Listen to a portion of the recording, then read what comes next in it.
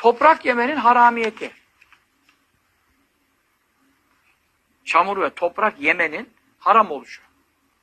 Bazı insanlar yerler mesela. Ben de çocuklukta anlamıyordum dedim. Çok çocuğum ama 6-7 yaşlarımda biraz yiyordum böyle falan. Kursun medresenin bahçesinde falan. Hasan hocamız vardı. Küp Hasan hoca mübarek. Onu herkes bilir. Falakacıydı da biraz. Bir dövdü beni. Toprak yeme bir daha diye. Nedir bilmiyorum bu toprak yemek için. Bir şey herhalde. İşte sırf burada efendim kaç tane hadis-i şerif var mesela? Toprak yemenin haramiyeti. Efendim.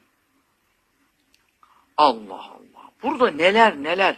Mesela oradaki hadis-i şerifler arasında gördüklerimden biri de çok ilginç. Siz belki şey yapmıyorsunuz. Ben zaten toprak yemiyorum. Bana ne diyorsunuz?